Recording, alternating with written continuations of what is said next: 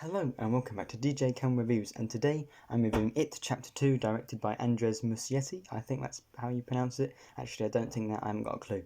So, this film is the sequel to It Chapter 1, which is an adaptation of half, because they're each of half, of the massive Stephen King novel It, starring the clown Pennywise, who is a murderous, evil alien clown monster, alien horror ghost demon snake crab thing who lives on the back of a tortoise. That's not relevant.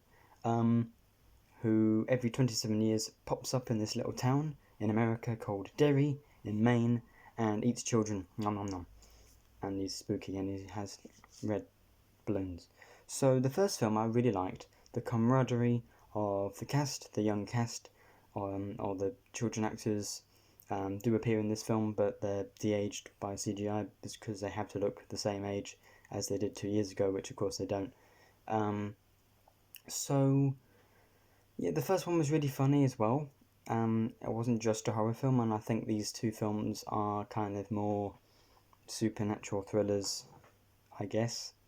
And like the first one was coming of age film, this one of course isn't. So all the adults 27 years later come back because of a promise that they made 27 years ago that if it comes back, then they'd come back too and fight the monster. And that's the only plot of the film, because essentially it's 3 hours long, or almost 3 hours long, and for the first half an hour they do stuff, they all come back, all the characters come back. So you got some good actors. You got Bill Hader, who is someone that I've never heard of, and James McAvoy, who's great, and Jessica Chastain, who's also very good. And the cast in this film all do a good job, and they have good chemistry.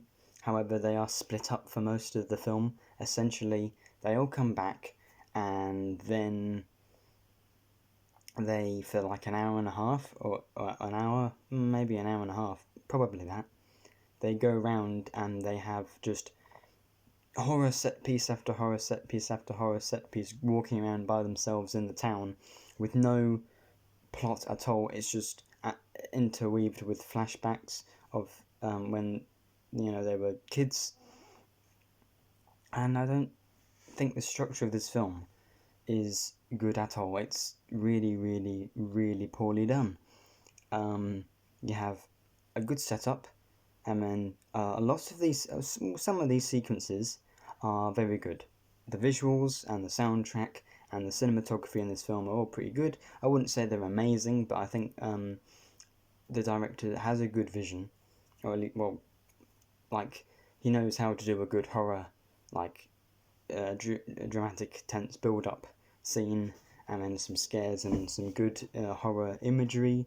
And Bill Skarsgård as Pennywise the Clown is terrifying as ever. Well, not terrifying, but appropriately creepy and clown-like.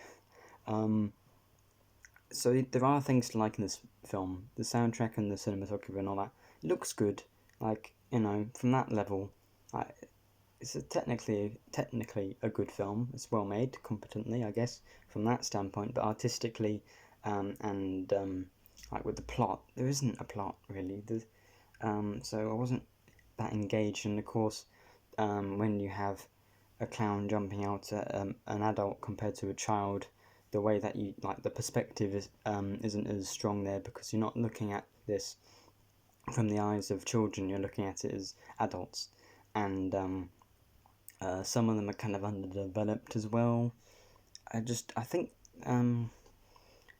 it's not terrible by any means, and there aren't really many terrible things about it, or even bad things. It's just kind of boring, average, mediocre, and then quite good, but just not enough of those good scenes, and too many individual scenes that, you could, like, the hour and a half in the middle of this film, the second act pretty much, you could change the order of many, many, many of these scenes, and it wouldn't make any difference at all, because they don't follow on. It's just individual set pieces.